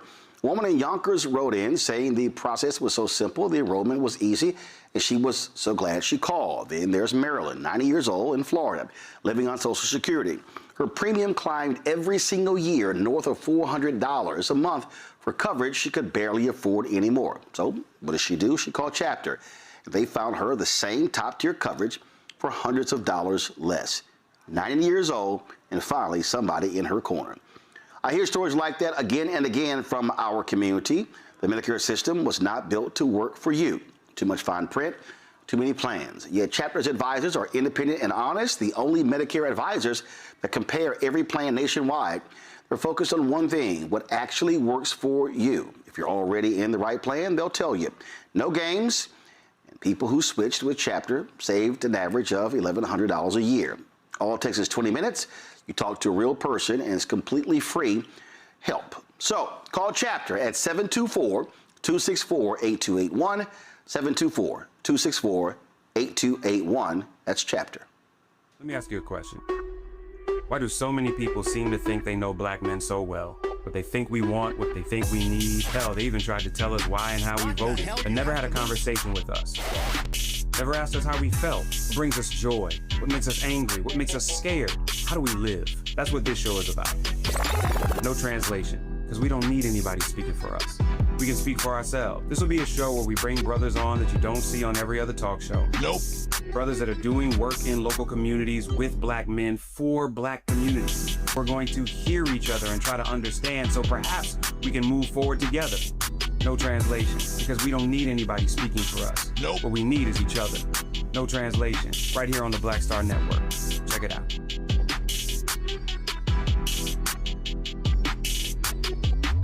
I'm Ryan Wilson, CEO and co-founder of The Gathering Spot, and you're watching Roland Martin Unfiltered on the Black Star Network.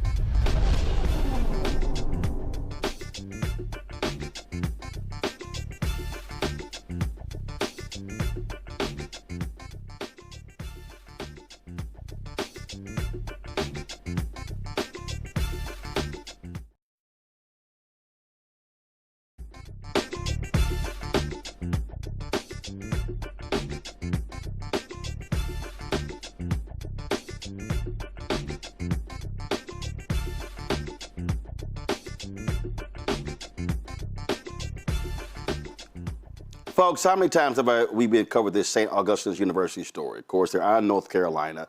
They've had nothing but drama. And so much of the drama was created by the idiots who were on their previous board. Well, they had a bankruptcy hearing today, and let's just say the judge is pissed. This is from WRAL. The judge said there are too many surprises in this bankruptcy. And not only that, he blasted the lack of professionalism exhibited by the school's previous board. Put up their photos. These are the members of the previous board, okay? And so the main person, Brian Boulware, he was the chair of the board. Absolutely awful, completely awful leadership. A flat-out travesty. In fact, he got sued by another board member who loaned him some money for a business. That board member ended up winning $600,000. If you can't even handle your personal finances, how in the hell can you handle? Leave their photos up. If you can't handle your personal finances, how in the hell can you handle the finances, the limited resources of an HBCU? But y'all, the story gets absolutely worse. Look at this here. So the judge's reaction came up as a part of a discussion related to a pending lawsuit against St. Aug's and former board members Brian Boulware and James Perry. Former President Christine McPhail filed a lawsuit against them, claiming they fostered an environment of discrimination against women. Now, here's the problem. The university bylaws state that the school is required to cover the legal expenses for board members. The problem is the school says it's going to cost too much money for us to do this. The story says Judge Warren agreed, putting a pause on that for now in order to protect the school's limited resources at this time. Quote, it's too much of a risk for the university. Okay, St. Aug filed for Chapter 11 bankruptcy, y'all, in April. They're not going to have classes this fall, making their problem even worse. But how stupid were these board members? Put them back up, because I want to show these idiots how stupid were these board members, okay, led by Brian Boulware. The article says, Judge Warren said directors and officers liability insurance, called D&O, could have mitigated some of these costs, but Rogers says the school didn't have any at the time. How in the hell can you be a board of directors and you not have D&O liability insurance? Lawsuits happen all the time. But no, not in this case. The WRAL story says the insurance is used to protect company managers from claims that may arise from decisions and actions taken as part of their duties, according to insurance company Alliance Commercial. This is the judge. Quote, I'm just astonished people in fiduciary capacity for a university did not have a D&O policy. What else is out there that I don't know about or the public doesn't know about? Now, the attorney says they've got new university leadership. They've got new makeup of the board, all right? And so they now got to deal with this whole issue of bankruptcy. But this is what I'm always talking about, y'all. When y'all hear me talk about, and listen, I don't want to hear shit from y'all people who say, oh, if you didn't go to HBCU, you can't criticize HBCUs. Bullshit. I didn't go to one, but I've been a fifth, almost 60 of the nation's 103 HBCUs. I've done commencements. I've raised money for HBCUs. I support HBCUs, but I call bullshit when I see bullshit. And bullshit was the leadership of Brian Boulware and these other board members who were running St. Aug in the ground, making dumbass decisions like starting a football team where you didn't have the money, okay? You got buildings falling apart. You're not paying bills. Folks giving scholarship money, don't know where even to find it, and cycling through president after president. The purpose of a board of directors, first, is the fiduciary responsibility of the university. Second, it is to manage the president, not run the whole school, manage the president. St. Aug is in the boat it's in because of incompetent leadership led by Brian Boulware and the board of directors. You've got alumni who have been complaining. We were there, y'all. Roll the video for the town hall there for the folks who want to save St. Augustine's. And this is the problem we keep seeing with these HBCUs where you have these awful boards of directors and trustees who have no leadership, who ain't never run nothing in their lives, and now they're in control. And so these people have run this school in the ground, and here you have this amazing institution, lots of land there, could be providing education for the next generation of black kids, but no, they got no classes in the fall because the dumbasses who were on the board before, and yes, led by the chair, Brian Boulware. He can't even handle his own personal finances, but he was the chair of an HBCU. Just absolutely, utterly ridiculous. Derek, you're shaking your head, and it pisses me off because you've got alumni giving money, trying to save it. They care about their school. You're there in North Carolina. A lot of black kids can get educated, but you got idiots who are running the board who literally have run the institution into the ground, and they now are in bankruptcy because of awful board leadership. And Roland, again, accountability and responsibility, right? I mean, why is it that this institution have to cover the cost of poor leadership, or inept leadership, or unqualified, unfit leadership? Right? I mean, it hurts my heart because I was on your show when you first revealed all this last year or year before last. And here we are. I don't care if you're white or black. If you cannot do what you're hired to do, in this case, lead the board and make sure that all the I's are dotted, the T's are crossed. And if you don't know, you go out and ask someone like a Robert. And I mean, we got two lawyers right here on your panel. And I didn't go to HBCU neither, in full transparency, but my children did. This has nothing to do with if you're HBCU or PWI. Can you fulfill the role and responsibilities of the chair? If you can't, don't do it. Roland, I'm lost for words. Fiduciary responsibility, you first ask yourself, do we have insurance? Do we have insurance? That's your first question. Because something's going to happen on a college campus, and you need to make sure that that college campus is covered. I'm lost for words, Roland. I'm lost for words. I'm lost for words.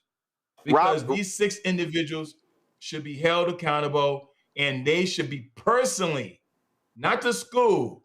These 6 individuals should be personally held accountable, criminal or civil. That pain needs to hurt, and it should not be on the backs of a university. You know, Robert, what's so sad is that, and we've heard from so many of them. We've heard from so many of these folks, and they've been fighting. So I told you about the lawsuit from Christine McPhail, who was the president of St. Aug. She died in March, cancer. She died. And, you know, it's so sad. She actually, the story says she announced her own passing. If you're reading this, know that I have transitioned to be with the ancestors after a courageous battle with cancer. While I deeply wish for more time with each of you, I'm profoundly thankful for every moment we shared, the conversations, the laughter, the lessons, the growth, and the love. This woman was named president. Her husband had served as president. She got fired in 2023. See the story right here. She got fired in December 2023 amid tensions with the school's board trustees. Yeah, the same clueless idiots who were running the school into the ground. She became president in 2023. They hired somebody else. Hell, he barely lasted a year. Now they own another president. I mean, it is like, it's drama after drama. And Robert, all of this drama with this board. Brian Boulware was such a coward, Robert. He wouldn't come on this show to discuss what was happening there. He was such a coward, he wouldn't even face alumni. He was such a coward, he wouldn't even show up. But he remained in that chair. And the problem with private HBCUs and private universities, you don't have anybody over St. Aug, meaning the board picks the board leadership. And so it took board members removing him and others to get new boards. But what I keep saying, Robert, is that if you show me a HBCU in America that has major problems, I can guarantee it's because of an inept and incompetent and a power-hungry, narcissistic board of trustees.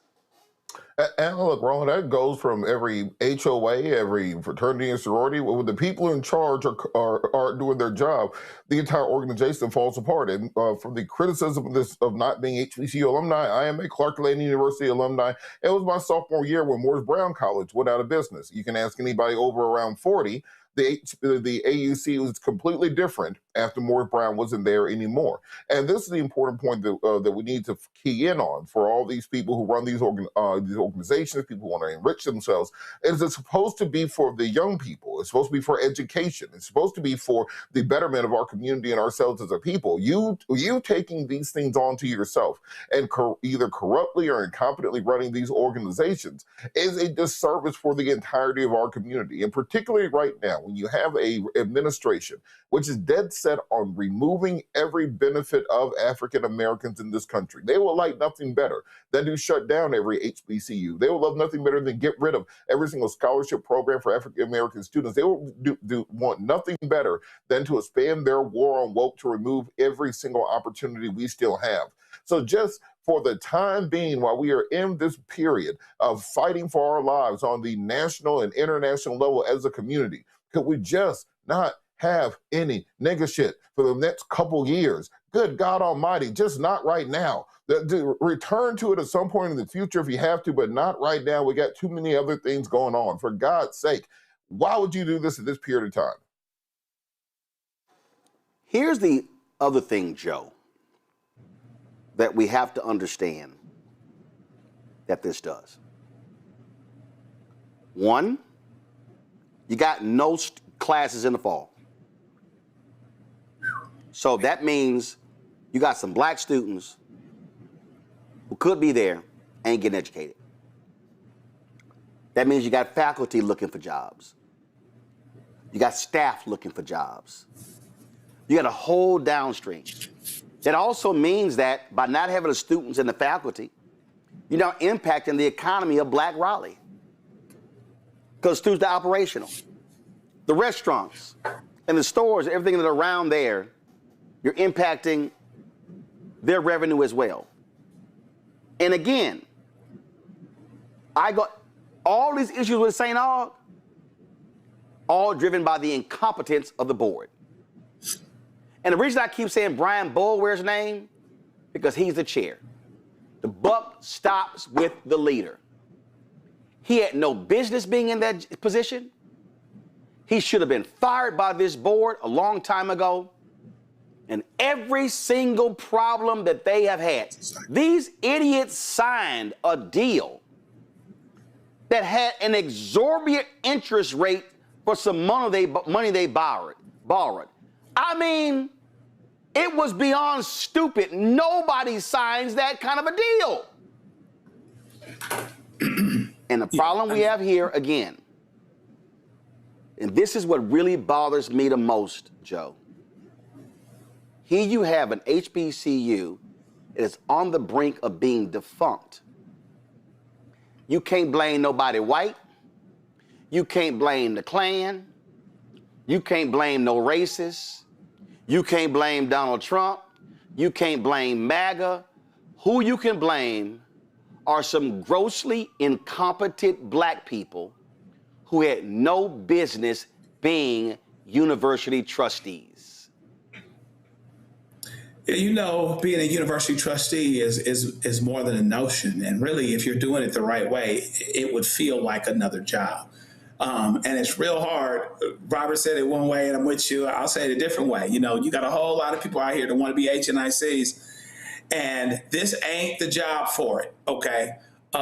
This is a cycle that is hard to reverse. You've got a crisis of trust now. So if there are no classes this fall, to your point, there's no classes. So you've got students that are less inclined to be there. You've got professors that are less inclined to be there. Anybody that's picking jobs between a place that had classes this fall and a place that doesn't have classes this fall, they're going to pick the one with the classes this fall. So one of the things that has to happen is that you have to find some way where people that would otherwise be inclined to give to the university, maybe someone with a personal connection, alums, et cetera, et cetera, et cetera, they've got to have some assurances about what's going on going forward. What is the crisis? What is the plan? You know, even with this sister, may she rest in peace, that passed, that was a former president. When you get, we all know this, listen, when you actually get rid of someone after they make a complaint, that means that that lawsuit is coming and that you're not going to be able to get rid of it early because it's an issue of fact as to whether or not you retaliated against them because they made a complaint. She made a complaint about gender discrimination, you fire her. So this is crazy. And let's not even talk about the thing that I learned. Admittedly, I didn't learn so much of it in law school, but I learned it not long afterward. Insurance, pen and piece of paper, everybody. Insurance runs the world. If you can't insure something, that's why you have insurance, so that you can deal with these things that happen, so that you can defend lawsuits, so that you can defend the malfeasance of individuals, including but not limited to board of trustee members. So they've got a whole lot to learn here. And the question becomes whether or not this is a cycle that they're going to be able to get out of. Because my sense is it would probably take a generation to restore the trust and to get to a place. And to the point that was made a little bit earlier, the worst part about it is it's a whole bunch of black folks that just want to be in charge. and sit back and act like everything is everything. Meanwhile, back at the ranch, the Trumps of the world are jumping on this. They're jumping on it. They want to undo and unalive these HBCUs, where we get most of our teachers, where we get most of our doctors, where we get most of our lawyers, where we get most of our educated professionals. So we've got a lot more to lose than just a college going away. This is a big thing because, among other things, they're going to ascribe this to us and make it about us, where I can name 10 white schools around here in California and close by that aren't going to have larger racial implications if they fail. So we got more to lose here. And so hopefully somebody smells the coffee, wakes up, and gets a plan for this place to go forward so that the crisis of trust can begin to be dealt with. But it is much easier said than done. Because right now, I don't know if I give them 5 cents for cheese on a Whopper. Be honest with you. Right now, I don't know that I do that. So they better get that figured out in a hurry. Because a lot of people are getting undone economically, et cetera, the general area, the geographic area, et cetera, messing with people's lives, potential careers, actual careers. This is nuts. Let me be clear. So, first of all, show the photo again. Brian Boulware and James Perry were both chairs of the board. They were both chairs of the board. Okay? Both of them must own this. If you look at this list right here, Joseph Lynn is still on the board. Let's see here. Bishop Dyson Samuel Rodman. No. Go back to the other graphic. I got this. Thank you. Please leave it there. Okay? So Lynn is still on the board. Samuel Rodman is still on the board. Then you have Antonio Tony Knox, who is still on the board. and hopefully they were the board members who joined together and voted those other yahoos off. So this is the new board, okay? So this is the executive committee. For the first time, they have a female board chair, Sophie Gibson out of Atlanta. V. Lynette Mitchell from Williamstown, New Jersey is the vice chair. Joseph Lynn, who I just told you, is secretary of the board. Then you have Charles Elliott, Terry Mazzani, Samuel Rodman, Harold Taylor, Colonel Dr. Matthew Webb, and board members Mr. Boyd Joe, Dr. Antonio Tony Knox, Dr. Kimberly Jeffries Leonard, Dr. Kenneth Mund, Charlotte Clark Turpin, and the interim president is an ex officio of the board, Virginis A. Peoples. The reason I am, again, why this angers me so much, and y'all, we've covered the drama at Bethune-Cookman, Florida A&M, so, and let me be real clear, to anybody who think you're a hater, we've also covered the great things that are happening at HBCUs, whether it is Tuskegee, Bowie State, Spelman. We got a whole segment called HBCU Connect. So we broadcast from HBCUs. Our interns are from HBCUs. So y'all can't come at me. You can try, but don't let me drop some receipts on your ass. But the reason this angers me and why I'm so mad is because black folks rubbed pennies and nickels to create our institutions. What drives me crazy is that black folks went through hell raising money, fighting to create institutions. Y'all, this right here, St. Augustine, y'all, goes back to 1867. Do y'all hear what I'm saying? It goes back to 1867. That black folks went through Reconstruction. They went through the black laws. They went through Jim Crow. They went through lynching. They went through holy hell to create opportunities for the next generation. That's what they did. This is what black folks went through. And this generation of black people, who are supposed to be the smartest, the most financially successful, have essentially destroyed a historically black college and university. Every board member that participated in self-dealing and awful decision-making, I wish this was Thailand, because every single one of y'all asses should be publicly flogged. Y'all should be, I'm telling you right now, if I was the pastor of the church any one of them folk went to, I'd tell their ass to leave. These people should be persona non grata everywhere in black America. Because they not gonna have classes in the fall. Losing accreditation, filing for bankruptcy, owing millions, signing awful contracts. This is ineptness at an epic level. And you got black folks who have been crying, praying, fasting, having bake sales, fish fries, fundraisers to pay the bills, paying off students' debt so they can graduate. Do y'all know how embarrassing it is for black people who had nothing and they sustained a university, and this generation of HBCU pimps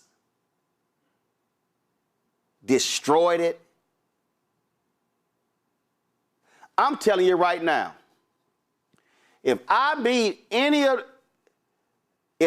James Perry and Brian Bulwer, I'm gonna cuss their ass out publicly. They should be ostracized for what they did to this university.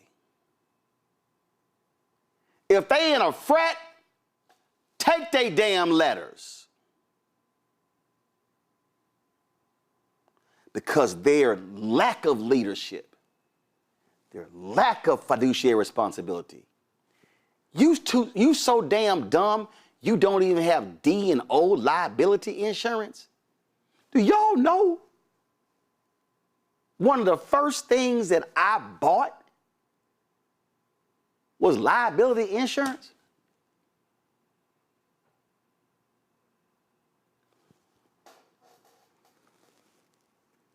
Pray for the current leadership, y'all. And I really hope, pull leadership, the new leadership, I really hope that sister, Sophie, I really hope the executive committee, I really hope that you can go to my iPad, I really hope this executive committee, I hope they are reaching out to some of our best and brightest. I hope they are tapping into people who know what they're doing, because y'all, if there's any moment where we let me hear, y'all, you hear what I'm saying? If there's any moment where we desperately need private HBCUs, it's now. Because I done told y'all the public HBCUs, especially in southern states, where you got Republican governors, they under attack. This is not a moment for us to have folk who have no idea what the hell they doing sitting on boards. And y'all, I've been saying that, whether it's HBCUs, whether it's churches, whether it's church denominations, whether it's NAACP, whether it's Urban League, whether it's Rainbow Push, whether it's Alpha, any of the Divine Nine, National Association of Black Journalists, I ain't got a problem calling it out. First and foremost, let me be real clear. If your ass sit on a board and you ain't writing a check, you don't need to be on the board. A trustee of a university, you got 3 jobs: fiduciary responsibility and governance over the institution, governing the president and their leadership, and third, raising damn money. The Chicago Theological Seminary wanted me to be on their board of trustees. I declined because of my schedule. And let me tell you something, you know what they had? They had a requirement that you had to either give or raise $20,000 every year to be on a board. I'm going to go ahead and say it. And Robert, Joe, and Derek, y'all know I ain't lying. It's some folk who sit on HBCU boards, they grifters, they moochers, they cost the university money. If you gonna serve on a board's institution's board of directors, you had better be donating money or raising money. Because if you not, all you doing is costing money.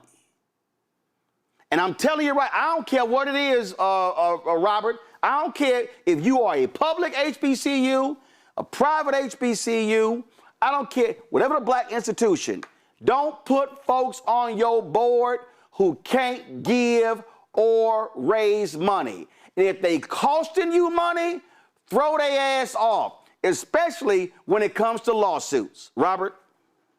You're absolutely correct. And I think people have to realize the financial part of colleges. You don't get all of your money just from tuition, as many people believe. If you have a board that does not have, we got to stop appointing people to boards because they're somebody's cousin, or because they were on a magazine, or because they played football. You need people with a proven track record of actually being able to work either as an executive director, development director, going to major corporations, going to philanthropists, going to alumni, and raising 7-figure amounts of money on a regular basis. Other than that, what are you on the board for so you can pick out the colors for homecoming? We have to start taking these things more seriously if we want to be taken more seriously. And this is just a black eye that we don't need right now, given everything going on in Black America. Hey, Joe, I'm telling you right now, I need leadership of these black boards to make it perfectly clear. And listen, I don't care. Listen, in the case of NABJ, we are elected. You got to write some kind of check. I'm telling you, I believe in minimum donations.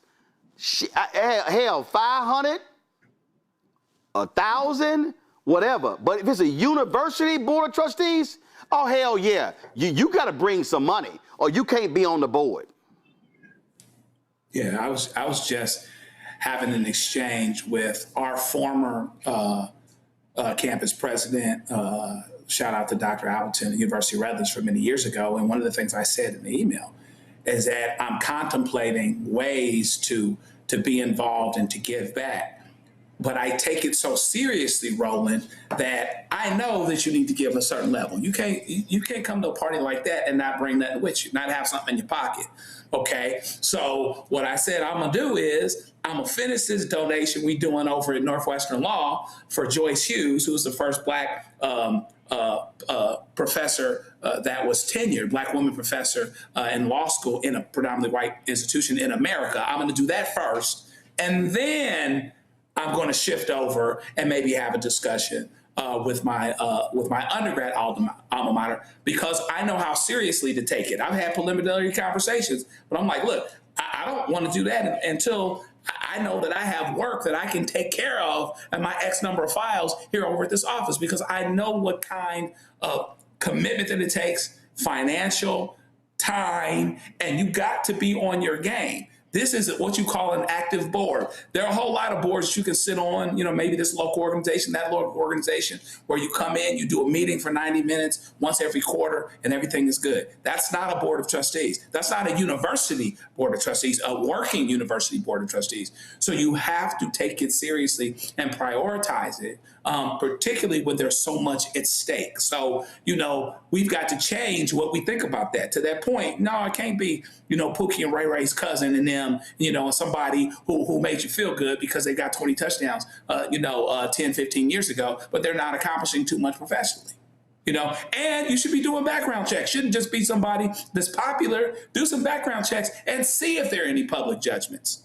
See if the word on the street is these folks don't like to pay their bills. See if the word on the street is they don't remember that song where Gary Guthrie said there's no romance without finance. Figure that out so that you give yourself a better chance so that you actually have the right people. Yeah, I'm just telling you. Derek, I have interviewed too many presidents who have been fired, who left, and the most consistent thing is damn bored. But you show me a stable HBCU, you know what you got? A stable board that has real leadership, that understands governance, that understands raising money, and they know how to let the president do their damn job, and they not trying to run a university. And Derek, I ain't got a problem saying it. And the other problem is, Derek, where you have these state HBCUs and you got these white Republican governors, they appoint some Simple Simon Negroes who they would never appoint to a board of trustees of one of them white universities. I have looked at the resumes of some of these people and I'm like, how in the hell did they get appointed to a university board of trustee? These are people, a lot of these people ain't got no P&L responsibility. They got no background of fundraising and finances. And I know somebody's saying, man, damn, Ro, you going hard. Yeah, I'm going hard because there's nothing more. Listen, when I took over the Chicago Defender and that paper hadn't made money in 20 years, hell yeah, I felt a responsibility to Robert Abbott, who founded the paper in hell yeah, I had a responsibility. I had a responsibility of the Dallas Weekly, a responsibility at the Houston Defender, to the folk who created this. And so for this generation to allow our institutions to be dying on our watch, hell no, I ain't holding my tongue. And we shouldn't hold our tongue, Roland. I mean, can we just zero in on the leadership piece? Can we underscore that? Because I don't care if it's the chair of the HOA or the leader in a fraternity or sorority or at church or a college institution. The buck starts and stops at that leadership position. I mean, and to underscore this, Roland, and I love the way you framed it.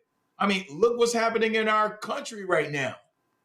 I mean, the president of the United States, what has he done right? Nothing.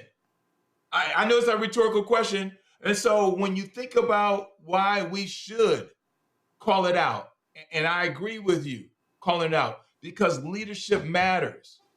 As a retired military officer, 22 years, there's no way those thousands of sailors and officers under my charge, if I was an inept, unqualified leader, lives would have been lost.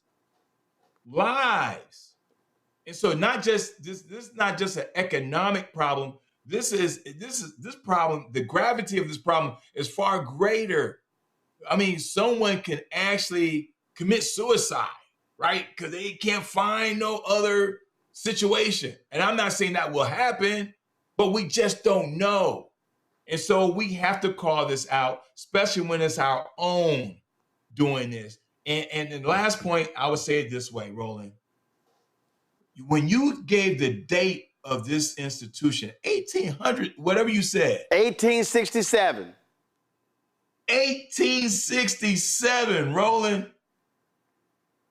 Let that sink in for a second.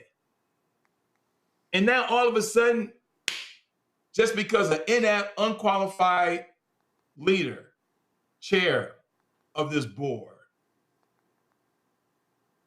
just hurt an institution that was created in 1867, just a couple of years after the Emancipation Proclamation. If you know Brian Boulware and James Perry, I hope y'all cuss them out. There's nothing more painful to me than to see black institutions die on our watch. Our ancestors left these institutions for us to be caretakers for the next generation. And what's happening at St. Augustine, what's happening there, what's happening at SAU is just a damn shame. And I don't want to hear no board member say, oh, it was the president. You oversee the president. You hire and fire. Oh, it was, oh, well, you know, we wasn't getting the resources. We wasn't getting, let me tell you something. You ought to be caretakers with whatever resources that you're able to get. And it's your job to make that thing work. It's your job to figure it out. It's your job to go out and fundraise. Y'all, there's a, St. Aug is a massive campus. There should be a major agricultural program at St. Aug. Tons of land there. But see, maybe that's part of the problem. Maybe you had some folk who were purposely trying to wreck the university to sell that land. Oh, let's be real clear. You can't destroy a university this bad on just by happenstance. I really hope the Attorney General of North Carolina, and I've been told that there is an investigation, I hope there is a massive investigation of every board member and the actions taken there. And if that was any inside dealing, any self-dealing, I hope they are indicted, prosecuted, and sent to jail. Because if there was ever a time when we need our HBCUs, it's now. And there's no way we should be silent when inept, completely incompetent individuals destroy a black institution that has been standing since 1867. Joe, Derek, Robert, I appreciate y'all being on today's show. Thank you so very much. Folks, this is why we do what we do. We don't mince words. I say it all the time. If you do good, I'm going to talk about you. If you do bad, I'm going to talk about you. At the end of the day, I'm going to talk about you. And we have some amazing HBCUs. We got some amazing alumni and students and faculty and staff and leadership. But there's some folk in our community who deserve to be called out. And we gonna do that. You want to join our Bring the Funk fan club? Please do so. The goal is to get 20,000 of our fans contributing on average $50 each a year. Y'all, our 8th anniversary, September 4th, we are on the brink of having a total of 50,000 donors. The number that we have, give me 1 second.